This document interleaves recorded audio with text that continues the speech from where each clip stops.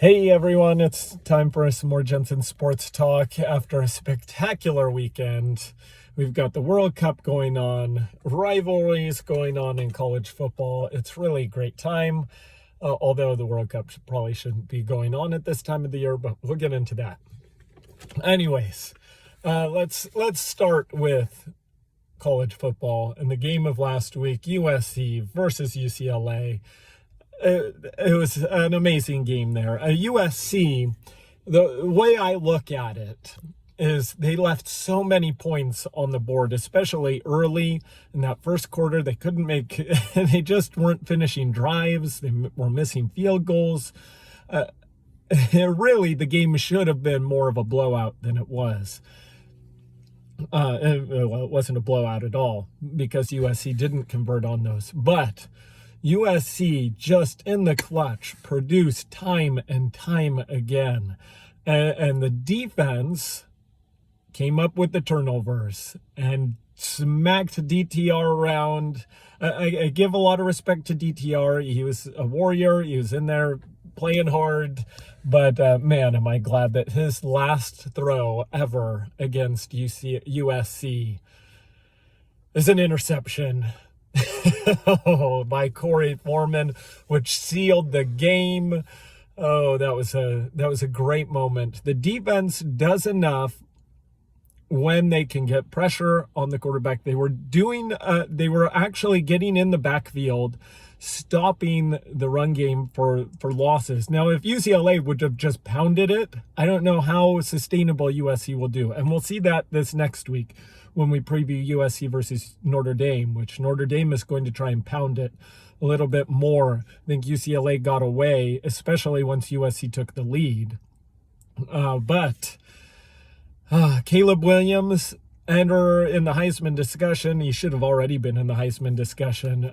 I don't think there's a better player in the country than Caleb Williams right now. The guy is incredible. He made a mistake early in the game throwing a pick, but man, he came back and was just hitting those wide receivers on the run. It was a beautiful thing to see.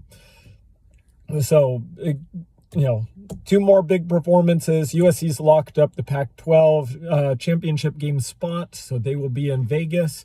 So 2 more games for Caleb Williams. If he plays good in those 2 games, he should win the Heisman Trophy. It was such a great feeling to have USC take that victory bell back. Anyways, other things going on across the country. The TCU-Baylor game was very, very exciting. I think it shows some flaws in TCU. I think the coaching was very questionable at best. I don't know what they were thinking. If that was their plan, they weren't thinking all that too well. When they stopped the clock on second down and then ran it on third down and then had to do, fire drill to get the field goal kicker out. And props to the kicker. He kicked it right on through. So that was an exciting. Tennessee goes down in flames. The Big Ten is just desperate to have Michigan and Ohio State. There was some questionable calls by the officials in both of their games. But the Big Ten gets what they want. They want Michigan and Ohio State undefeated. That's what they get. If Michigan driving down the field late, needing the ball and needing to convert, there was blatant offensive pass interference. But they want Michigan undefeated. They got Michigan undefeated. What else have we got going on? I think that was the big stuff. And then SEC scheduling cupcakes. I like a point that Clapp made. He said, it's not that you're playing the cupcakes. Like if you play the cupcakes in the beginning of the season, whatever. I personally, I don't think you should ever be playing FCS teams. You should play real football teams in your same division. FBS teams. I don't care if they're good or not, but that's your level. You should be playing your level teams. But having said that, he was saying it's the time they play them. Here, everywhere else across the country, you're beating each other up. You're in this heat of the schedule, of your conference schedules, and everyone else is, you've got to wear it out and survive, and then the SECs get a bye week. And it's probably smart on the SEC's part, but it leads to not fun football. Anyways, here is my top 15 for college football. Some big shakeups here. At 15, I've got Oregon State. I like Oregon State a lot. I think they have a good chance of beating Oregon because their defense is the best defense in the Pac-12. By far, it is the best defense in the Pac-12. And so they've turned their program around. 15, Oregon State. 14, I have Utah. I think they're a very good team. They have obviously a real good win. They have a bad loss against Florida, which they had no business losing in the beginning of the season. But other than that, pretty good. 13, I have Kansas State. I think Kansas State is a great team. Good team. They had no business losing to, what was it, Tulane or Tulsa, whoever they lost to before the Oklahoma game. Number 12, I have Penn State. Penn State is a good Big Ten team. Unfortunately, no one else in the Big Ten other than Michigan and Ohio State is good at all, as evidenced by the games that we saw last week. I mean, Minnesota and Iowa couldn't move the ball at all. And by Minnesota and Iowa, I mean anyone in the Big Ten West. I mean, it's just not good football for the most part. But 12, I've got Penn State. 11, I've got Oregon. They survived against Utah. They did just enough. They created the turnovers when they needed them.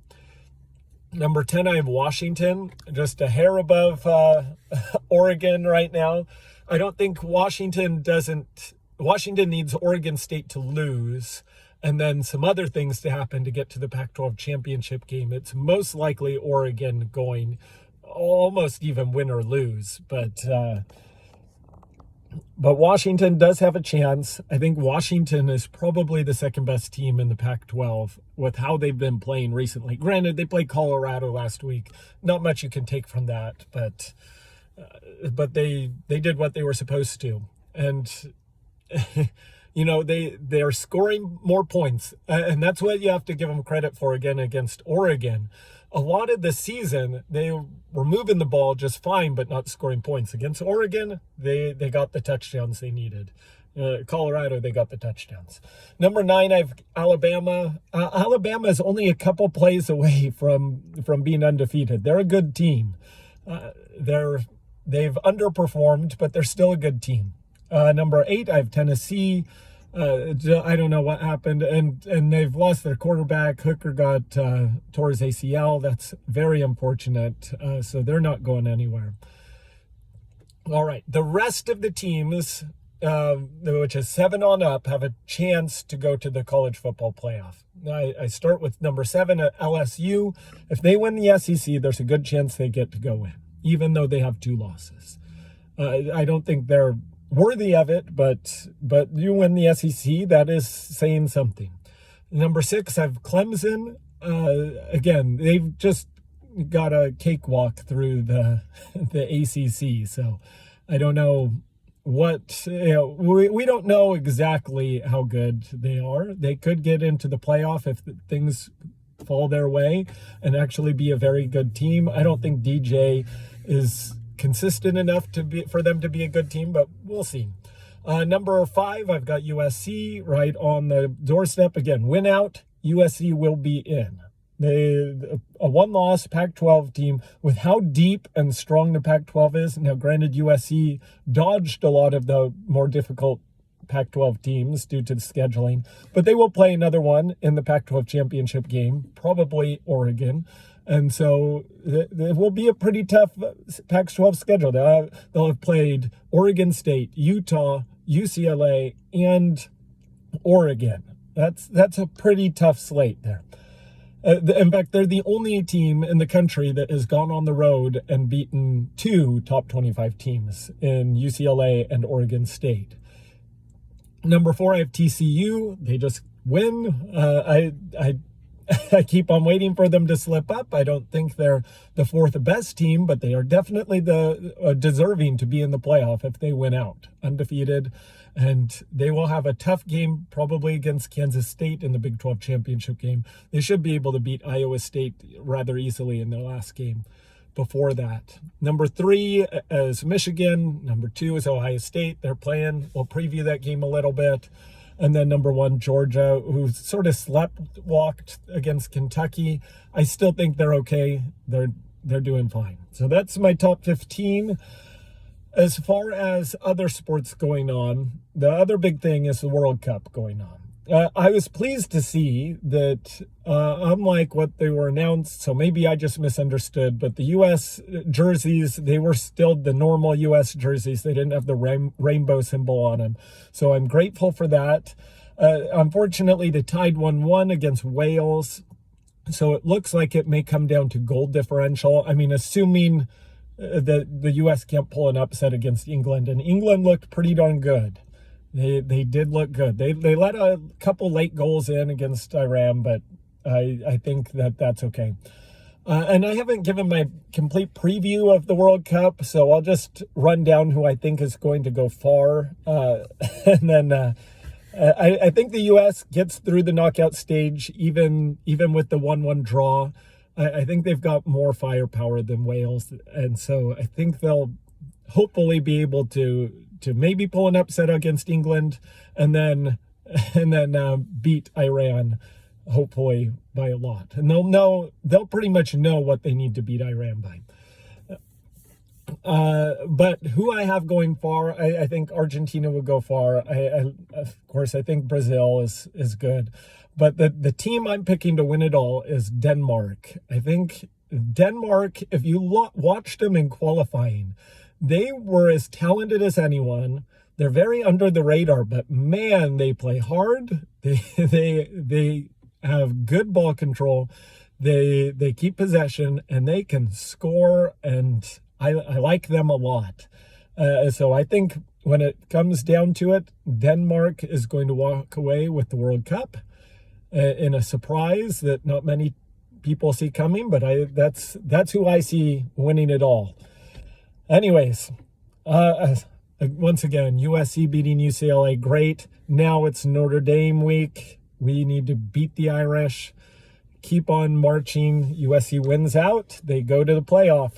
So that's great stuff. So anyways, have it so good. Bye.